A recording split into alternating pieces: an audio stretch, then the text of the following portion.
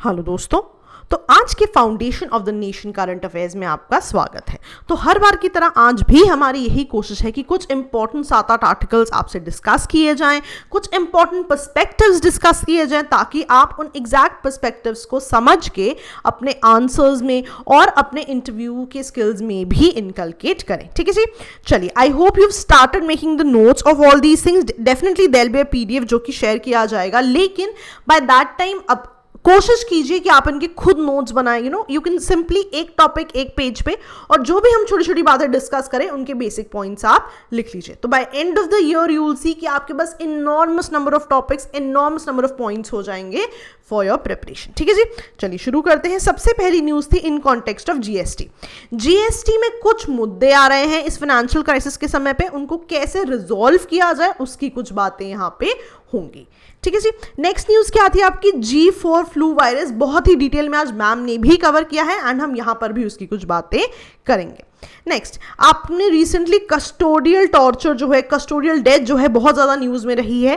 तो इससे एसोसिएटेड एक जजमेंट है, DK बासु जजमेंट, जो डिटेल में एक गाइडलाइन देती है कि कस्टडी में जो भी लोग हैं उनके साथ कैसा बिहेव किया जाए। बट ऑब्वियसली जिस तरह के आज इंसिडेंट सामने आ रहे हैं, कहीं ना कहीं पुलिस जो है उनको इग्नोर करती है और इसलिए उन्हें कहीं ना कहीं रिफॉर्म्स की ज़रूरत है।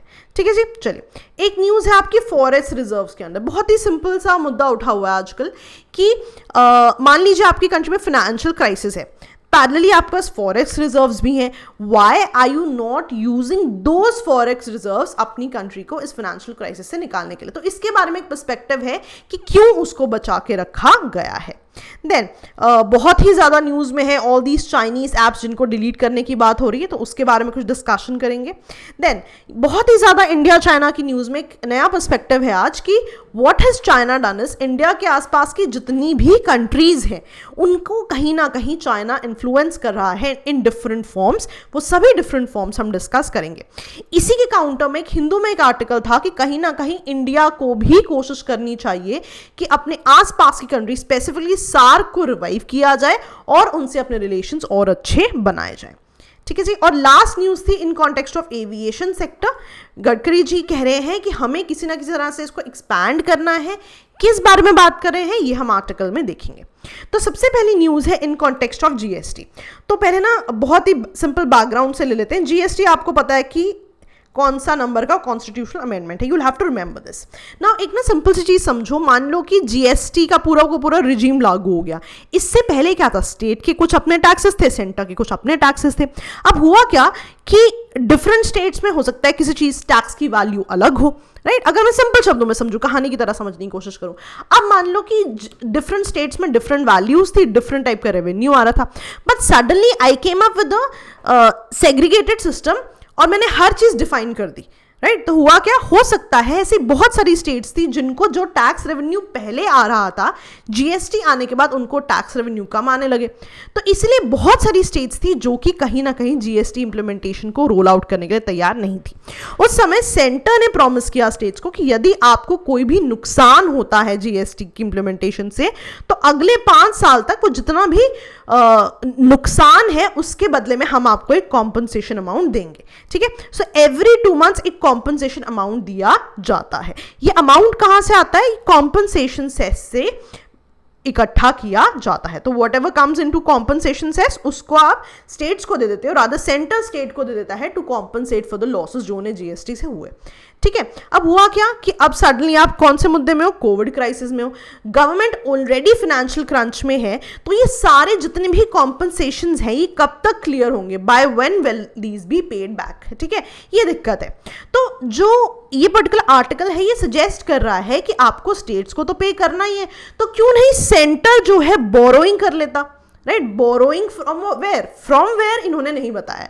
तो borrowing could be from various institutions, right? आप बैंक से बोरो कर सकते हो, आप एक्सटर्नल कमर्शियल बोरोइंग्स कर सकते हो। तो कहीं ना कहीं आप बोरोइंग कीजिए, ये पर्टिकुलर आर्टिकल कह रहा है सेंटर से, और लॉन्ग टर्म बोरोइंग कर लीजिए, लॉन्ग टर्म में पैसा ले लीजिए ताकि आप धीरे धीरे उस पैसे को वापस कर सके, है ना, ताकि आपको इनफ ब्रीदिंग स्पेस मिले so that you can give it back in long term situations.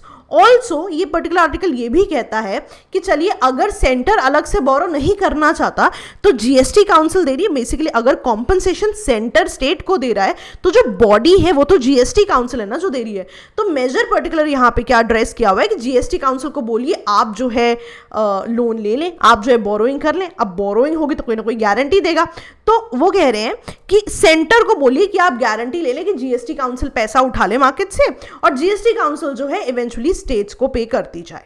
ठीक है, तो अल्टीमेटली क्या हो रहा है कि अल्टीमेटली कहीं ना कहीं बोरोइंग्स की बात हो रही है ना। इंडिया कहीं ना कहीं बोरोइंग नहीं करना चाह रहा है। ठीक है, तो एक और मेजर वो कह रहा है कि चलिए कोई दिक्कत नहीं, अगर आप बोरोइंग नहीं करना चाहते तो फिलहाल के लिए आप जीएसटी को रीअरेंज कर दीजिए। फॉर एग्जाम्पल मान लीजिए 18% जीएसटी है तो आप ऑलरेडी डिवाइड कर दीजिए कि मान लीजिए इसको दो पार्ट्स में डिवाइड कर लीजिए कि 11% सेंटर को 7% स्टेट को। उससे क्या होगा, द मोमेंट पैसा कटा उसी के हिसाब से डिविजन्स होनी शुरू हो जाएंगे। तो इवेंचुअली ये जितना भी कॉम्पनसेशन है it will be paid back. But again this is a suggestion, होगा या नहीं होगा is a entirely different issue. ठीक है जी। अच्छा, G4 फ्लू वायरस बहुत ज़्यादा न्यूज़ में है जी। तो चाइना जो है आर्टिकल कहता है कि पिग्स की पॉपुलेशन बहुत ज़्यादा है यहाँ पे।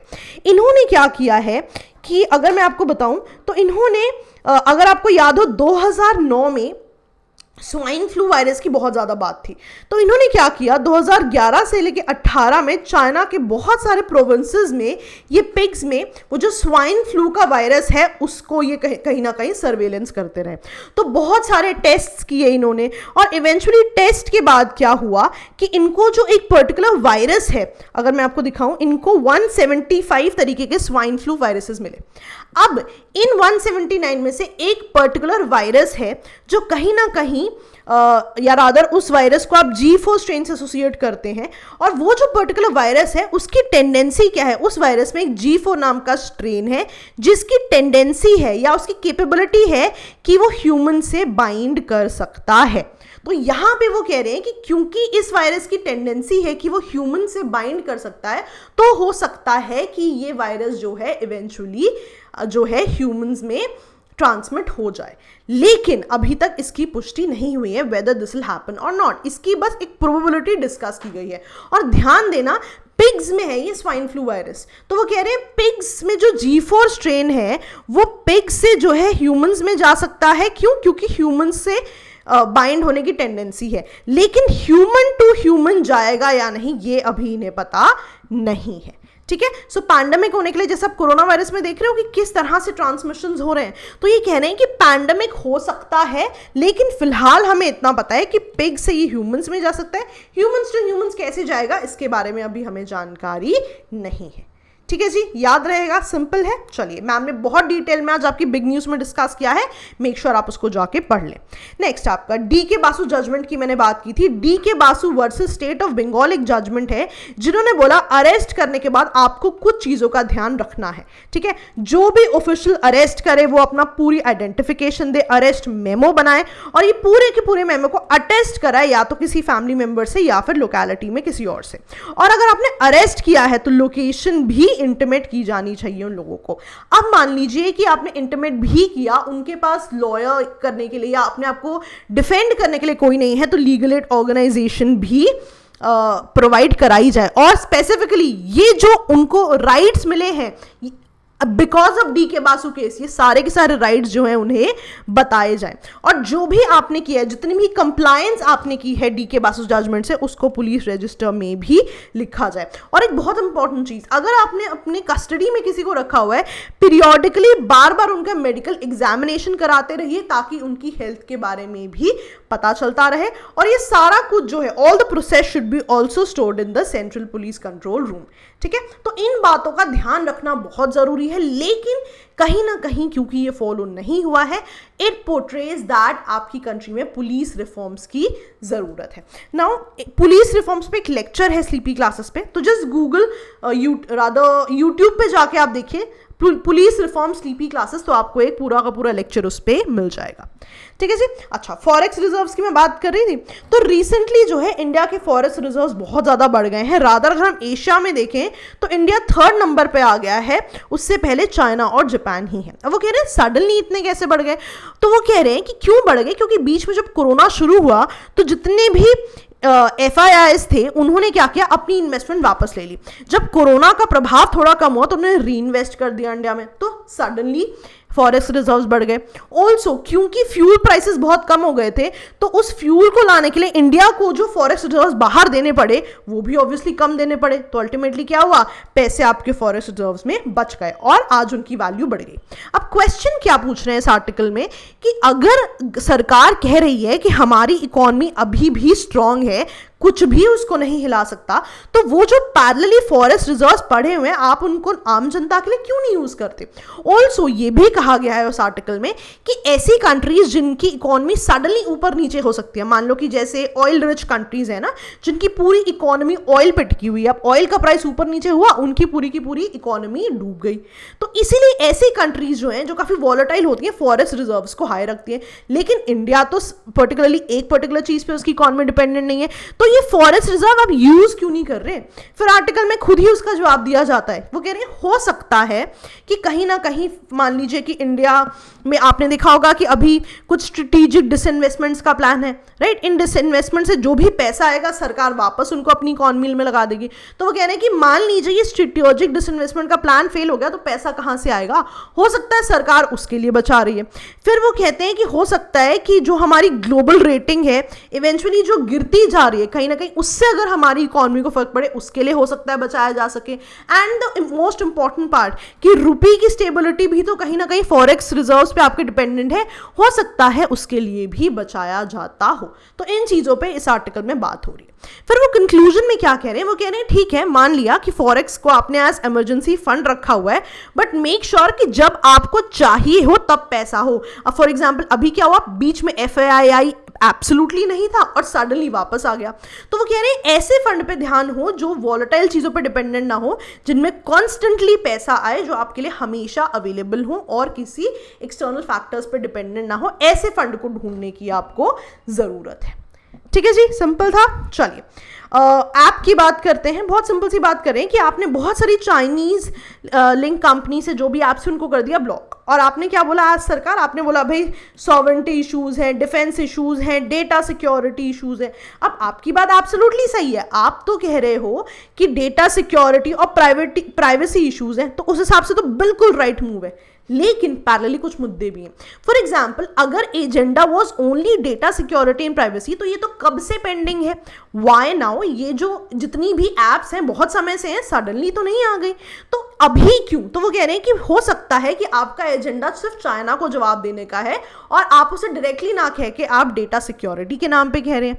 ठीक है, और दूसरी चीज कि अगर आपका एजेंडा डेटा सिक्योरिटी या प्राइवेसी का था तो आपको अपनी जो भी इंस्टीट्यूशन है उसके साथ कंप्लाई करना चाहिए, अपनी साइबर सिक्योरिटी को स्ट्रॉन्ग करना चाहिए रादर देन ब्लॉक करने के। ऑल्सो हो सकता है कि आपकी कोशिश सिर्फ और सिर्फ चाइना को मैसेज सेंड करने की है। ऑल्सो वो कह रहे हैं कि मुझे ऐसा क्यों लगता है, जो लेखक हैं वो कहते हैं कि अगर डेटा सिक्योरिटी या प्राइवेसी है तो वो चाइनीज ऐप्स के अलावा और भी तो ऐप्स हैं, व्हाई नॉट देम। तो यहाँ पे एक बहुत बड़ा क्वेश्चन रिलेट करते हैं कि हो सकता है कि इनका एजेंडा सिर्फ डेटा सिक्योरिटी ना हो, या हो सकता है कि डेटा सिक्योरिटी हो but there are some hidden agendas as well. अब वो कह रहे हैं चलो आपने ये ब्लॉकिंग्स तो कर दी, बट आप कितना ज्यादा चाइना पे डिपेंडेंट हो, आपको जरूरत है, आपको पूरे टेलीकॉम में जो ये नए 5G ट्रायल्स चल रहे हैं चाइना इक्वली इंक्लूडेड है, जो चाइनीज प्रोडक्ट्स हैं जो आपकी फार्मास्यूटिकल्स में या सेमीकंडक्टर्स में, उनके लिए आप चाइना पे डिपेंडेंट हो। तो कहीं ना कहीं सोशल मीडिया पे डिलीट बटन दबाने से अच्छा था कि आप जो है स्ट्रेटेजिकली इन मुद्दों को रिजॉल्व करते। ठीक है, again there will be different perspectives जो हम आगे देखेंगे, ये एक पर्सपेक्टिव है जो इस आर्टिकल में दिया हुआ है। नेक्स्ट बहुत सिंपल सी बात कर रही है कि जैसा कि मैंने कल आपको बताया था कि बहुत सारे ऐसे लोग हैं जिनकी जॉब्स चली जाएंगी, जो इनसे पैसे भी कमाते हैं, वहां भी दिक्कतें हैं, तो सरकार जो है इन ऐप ओनर्स को एक चांस देगी कि आप अपना केस आर्ग्यू कीजिए ना। वो अपने आर्ग्यू करने में क्या कहते हैं that will have to see eventually when the whole thing comes into picture. ठीक है जी, चलिए अब चाइना ने, जैसे मैंने बात की थी कि इंडिया के आसपास किस तरह से अपना जो है व्यक्तित्व बढ़ाया हुआ है। तो बहुत सिंपल है कि उन्होंने ना इंडिया के आसपास की कंट्री से ट्रेड करनी शुरू कर दी। आज ऐसा हाल है कि मालदीव्स और बांग्लादेश के साथ चाइना ज़्यादा ट्रेड करता है देन इंडिया, लेकिन हाँ श्रीलंका और नेपाल के साथ इंडिया की ट्रेड ज़्यादा है। जितनी भी आसपास की कंट्रीज़ हैं चाइना ने उनको कम इंटरेस्ट रेट पे इन्वेस्टमेंट्स की हुई है, लोन्स दी हुई है, ग्रांट्स दी हुई है। ऑल्सो इनके फाइनेंशियल सिस्टम में भी जो है चाइना बहुत ज़्यादा इन्वॉल्व है। रादर जो ढाका और कराची के स्टॉक एक्सचेंज है उनमें बीजिंग का अपना स्टेक भी है। और चाइना की एक बहुत इंपॉर्टेंट आदत है कि जो मान लीजिए आपने किसी कंट्री को बहुत ज़्यादा क्रेडिट दिया और जब आप उस क्रेडिट को वो कंट्री वापस नहीं कर पाई तो आप उनसे कोई ना कोई इकोनॉमिक या पॉलिटिकल कंसेशन ले लेते हो, जैसे कि आपने श्रीलंका के साथ किया। जब वो आपको क्रेडिट लाइन वापस नहीं कर पाया तो आपने उनके हमबंद तोता पोर्ट पे एक्सेस ले लिया। ऑल्सो हम सभी को पता है कि बेल्ट एंड रोड इनिशिएटिव चल रहा है, सी पैक चल रहा है, string of pearls, the 3 most important things about China. तो कहीं ना कहीं चाइना कोशिश कर रहा है इंडिया के आसपास के सभी रीजन्स को कहीं ना कहीं कंट्रोल करने की। लेकिन इंडिया क्या करे? इंडिया जो है सार्क को रिवाइव करे, लेकिन इसके लिए भी कुछ मुद्दे हैं। पहले तो आपको अपने कंट्री के पॉलिटिकल मुद्दों को रिजॉल्व करना पड़ेगा। फॉर एग्जांपल आप बांग्लादेशी माइग्रेंट बहुत ज़्यादा रेफर कर रहे हैं, तो इससे आपके बांग्लादेश से रिलेशंस पे मुद्दा पड़ता है। जब आप पाकिस्तान के एंटी पाकिस्तानी रिटोरिक जो आपकी कंट्री में चला हुआ है, और आपकी कंट्री में रादर हमारी कंट्री में अगर मैं कहूँ तो इस्लामोफोबिया कितना है अगेंस्ट मुस्लिम्स, तो उससे पाकिस्तान से हो सकता है आपके रिलेशंस बहुत अच्छे ना बन पाए। तो वो कह रहे हैं कि इन 2 चीज़ों पे आपको काम करना चाहिए। और लेखक एक और चीज़ कहते हैं यहाँ पे कि इकोनॉमिक विजन भी इंडिया को क्लियर करना पड़ेगा। द मोमेंट इंडिया से आत्मनिर्भर डज इट मीन कि वो बाहर की कंट्रीज से कुछ मंगवाएंगे ही नहीं, या मंगवाएंगे और फिर इंपोर्ट सब्सटीट्यूशन लगा देंगे उस पर ताकि वो जो बाहर से सामान आए वो महंगा हो जाए। तो इन चीज़ों पे जब तक क्लैरिटी नहीं होगी तो सार्क को रिवाइव करने में कुछ दिक्कतें आएंगी, इसकी बात हो रही है। ठीक है जी। और जैसा कि मैंने कहा एविएशन सेक्टर में गडकरी जी कह रहे हैं कि वो कुछ यूज़ करना चाहते हैं एसेट्स को। अभी आप देख रहे हो कि एविएशन सेक्टर बहुत स्लो चल रहा है, बहुत ज़्यादा फ्लाइट्स भी नहीं चल रही हैं। तो वो कह रहे हैं कि जो खड़ी फ्लाइट्स हैं या एयरफोर्स की कुछ कार्गो फ्लाइट्स हैं वो उनको कहीं ना कहीं कार्गो के लिए यूज़ करना चाहते हैं या कुछ और भी तरीकों से यूज़ करना चाहते हैं ताकि इन बंद पड़े एसेट्स को हम एविएशन सेक्टर को इवॉल्व करने में यूज़ कर सकें। कैसे क्या इस पर बहुत डिटेल्स नहीं है, पर इस पर ध्यान दीजिएगा। इवेंचुअली एविएशन सेक्टर पे भी आर्टिकल्स आएंगे and we'll add points over there. ठीक है जी। चलिए आई होप आपको सारी चीजें समझ में आई। कोशिश यही है मेरी जितने आर्टिकल्स हो सके हर रोज हम डिस्कस करें। 3-4 न्यूज़पेपर्स हम कंसिडर करते हैं, इवेंचुअली हम और न्यूज़पेपर्स डालेंगे और आर्टिकल्स लेके आएंगे।